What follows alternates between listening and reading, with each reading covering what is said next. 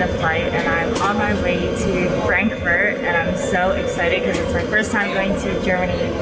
I am just going to probably read a little bit and then nap because it's actually a very short flight. It's just I think an hour and a half from London. The configuration of this airplane is so funny. So I'm sitting right by the window, but then like I actually directly face another person here. Granted, you can like close this, but it's still so awkward to have to see someone. Hello from Germany! You probably have a lot of questions. Like, Sherry, I thought you just uploaded a London vlog. Why are you in Germany now? As of 2 days ago, I was still in London, so a lot has changed and is still changing. I recognize that a lot of you guys have questions about traveling during COVID, especially if you're coming from Singapore. So I will try my best to cover my experience with traveling from Singapore to London, London to Germany, and then hopefully Germany back safely to Singapore. Whew. Okay, some background context before I officially start answering the questions is I usually live and work in Singapore. I have a work visa there. I hold a Canadian passport and I traveled with those stats in mind, okay?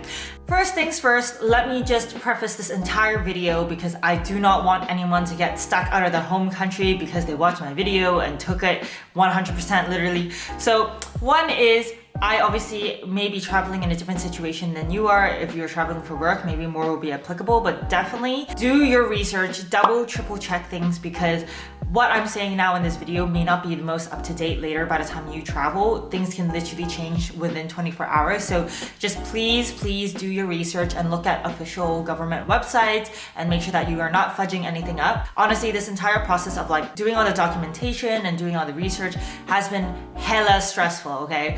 I kept having this sense of anxiousness about like messing up a form, forgetting to fill a form, forgetting to do a test, and like some countries I'm like, why is this so chill? It seems too good to be true. Do I need to do a PCR test? So it's been very stressful. You are not alone, but you do need to just really make sure and so you don't get stuck at any border. So that's my little disclaimer / reminder to do your research. And so why am I in London was actually one of the first questions. And am I moving here? Am I studying? I was in London temporarily for a few weeks for work. And so my company did send me over. And so I did get a little bit of support from my company in terms of logistics. Is the flight expensive from Singapore to London? It was expensive only because my company was booking it very last minute. I did the Emirates flight, which was not direct. Singapore Airlines was so expensive. So I did Singapore to Dubai and then Dubai, a couple hours of layover onto London. One of the questions that I got was, do you need to quarantine when you get to London? The answer is no, I do not need to. It's not a requirement if you're coming from Singapore. With me going from Singapore to London, there are a few things that I had to do to prepare for that trip. 72 hours before the flight, you need to do a COVID PCR test. That's the one where they jab the thing right up your nose and it feels like your brain's about to get poked out. It doesn't hurt honestly that much. The test itself, I would say from a pain perspective, was like a 1 out of 10. It is uncomfortable, but it's so quick. So it's really honestly okay. One thing to definitely check is what type of test you need to do because usually PCR I would say is the most common like comprehensive lab done test. However, there are some places that you might only need to do the rapid antigen test. So double check. However, for Singapore to London, I had to do the PCR test. I booked an appointment at one of the clinics in Singapore. I believe you need to call in advance to book that PCR test. So don't just roll up at 72 hours before your flight and hope that you get an appointment. And the test itself, I think was around 150 Singapore dollars. Second is I needed to fill a passenger locator form going to the UK. So this was just information about your flight, where you're staying, once you land in London, and more personal details like passport number, all that kind of stuff. I personally would recommend you print all your documents out just to speed things up and in case they need a physical copy. So yeah, COVID test, you need proof for that as well, so print that out. And then you also need a proof of vaccination. So I got this notarized on the Singapore government website. All super simple. I must say major props to the Singapore government. They made the process so easy to get all the documents without having to hop on the phone like a million times and wait for like 8 hours on the call. And then the fourth thing I needed to do was on the second day of being in London, I needed to do a COVID test.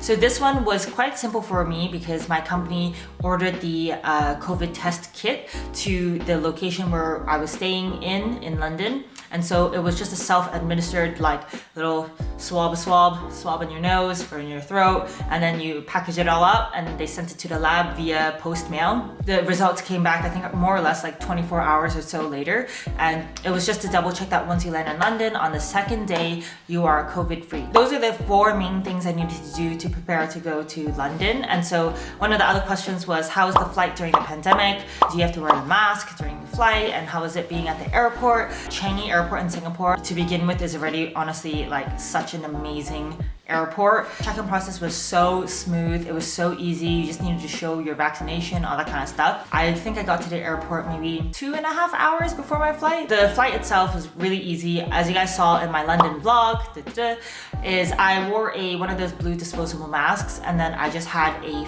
plastic face shield.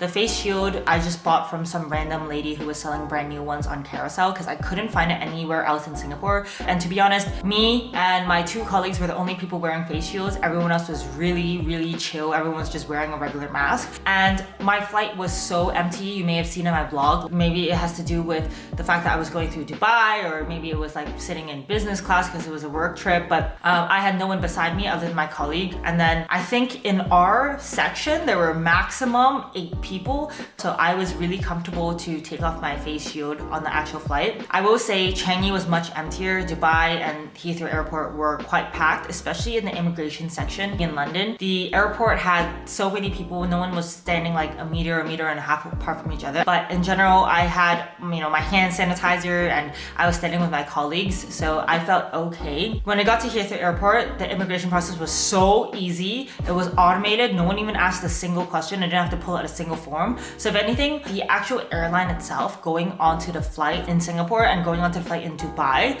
they checked the forms over there before you boarded the actual plane. So yeah, it was really simple. Next question is actually about my experience in London. How was London like, the city itself, and also quite a few questions about, is it safe, especially being female, and are there a lot of anti-Asian racism happening? One thing you gotta understand is the first 2 weeks I was in London, I was staying in University of Roehampton, which is not really like in the city of London. It was a little bit closer to Richmond. I was on a university campus and I was practically like locked up in my university building working the entire time, so I didn't actually go out and about too much. However, I did wander around on the weekend. More or less, honestly, I felt fine. I actually did a lot of walking around on my own without any of my colleagues or friends. Then the last week in London, I actually lived in Kensington, so it was much more downtown in the city, and I felt fine there too. To be honest, everyone was kind of just minding their own business, so I did not experience any racism while I was in London. In terms of COVID though, I will say it is absolutely mind-blowing being in London because so many people are on the street, especially on a Friday or a Saturday. I was in Soho. It was just hundreds of people on the streets, all not wearing masks. It was honestly so surreal to experience that. I was so used to wearing a mask everywhere that honestly, even when I was in London, most of the time when I was outdoors, I just wore a mask anyway because I was like, I don't want anyone to like cough on me or whatever. It's definitely a world of a difference when you're going from Singapore where you are wearing masks, you are doing QR code checking in, everything is very strict, and then you go to London and everyone's like, no mask, water mask, it's mask is a personal preference. My anxiety level went up a little bit every single time I have to go to the city. It's very, very different from Singapore. That's just how I can sum it up. Next up is, how long did it take to get approval back into Singapore? Did my company pay for it? What are the costs associated with it? Do I have to do quarantine? All that kind of stuff. Since I did plan on going back to Singapore, my HR department at my company still did apply for my re-entry back into Singapore since I'm on a work visa. It's a little bit different if you are a Singaporean citizen or a permanent resident. So usually this one, you are going to be able to get back into Singapore. However, for this one, if you're on a work visa, it's not guaranteed that you'll get back into Singapore. So you also need to apply for re-entry through the Ministry of Manpower, which is, the governing body for work visas. So my company's HR department, since I was going on a work trip, they had to apply for my re-entry back into Singapore, and you can do this as soon as or before you leave Singapore on your trip. My HR company actually, I think, got it within a day. It was extremely smooth. I think the reason why it took such a short amount of time for my re-entry to get approved is because I was going on a work trip. So this is not a leisure trip. So I think there may be differences there. There's some Facebook groups out there which is about like people who are on work visas trying to get back into Singapore. There's a lot of support groups, so check those out. And as part of the application process, my company had to prepay for the hotel quarantine fees. Coming back from London to Singapore, I would have had to do 2 weeks of hotel quarantine in the same room. It was around $2,300 Singapore dollars for the 2 weeks.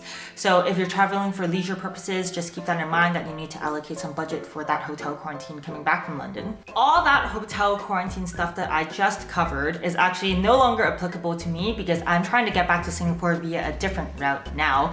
Singapore just announced a vaccinated travel lane with Brunei and Germany, so I will talk a little bit about that now in case any of you guys are interested. So all the things that I had to say about, quarantining in hotel does not apply to the vaccinated travel lane. You do not need to quarantine when you land in Brunei or Germany or when you come back to Singapore. So it's actually lovely. It's super lovely, especially if you've been, yearning to go travel. However, there are a few things you need to know.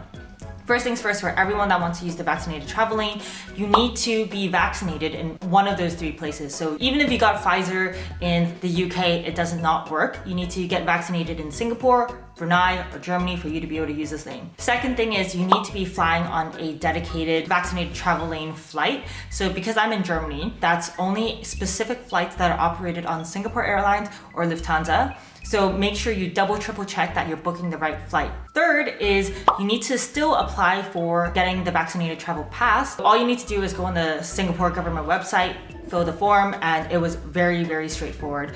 I got basically an immediate approval to use the vaccinated travel pass back into Singapore. The fourth thing is not applicable to everyone, but if you're in a situation like I am, just something to be aware of is if you're traveling from, let's say, Singapore to Germany, Germany back to Singapore, totally easy. You can stay in Germany for 1 day, 3 days, 5 days, however long you need. However, because as you guys know, I'm flying from London to Germany, I need to stay in Germany for 21 consecutive days before I can use this travel lane back into Singapore.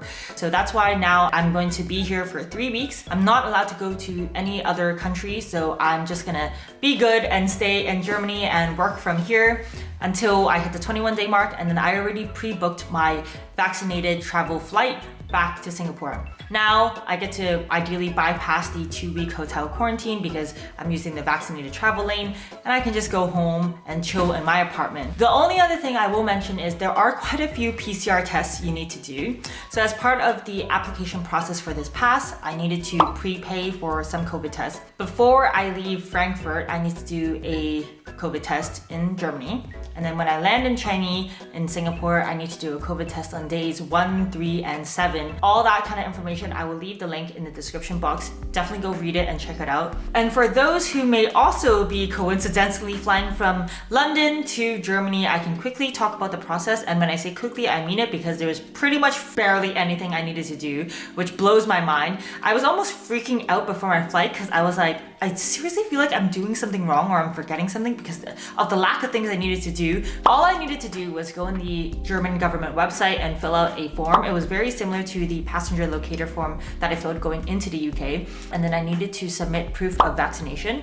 So I just used my notarized Singapore government proof. That's literally all I had to do. I didn't even need to do a PCR COVID test. Huh? What? And I flew British Airways, so the airline needed me to fill a form where I also needed to show proof of vaccination. That was literally it. You just need to make sure you got your vaccine at least 14 days before your flight or entry into Germany.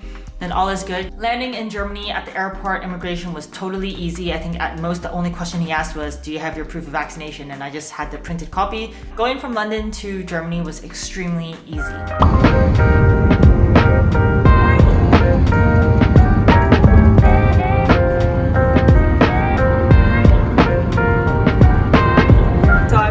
Vlog some footage of like the car ride, and then I noticed that the window is so dirty. I thought it was just dirt and dust and but little did I know, because you drive so fast in Germany, these are all dead flies, bro. Look at that.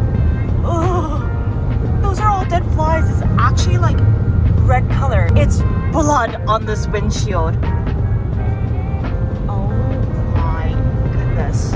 those are all the questions that I got from you guys. If you have any more, feel free to leave a comment below. I really hope, fingers crossed, nothing will negatively impact the traveling and I can go home safely and smoothly and COVID free. Yeah, I'll vlog a little bit more in Germany, and of course, if you guys are interested, I can definitely document the process of me going from Germany back to Singapore, so you guys can check out the traveling as well. Thank you guys for watching, and I will see you in my next video. Bye!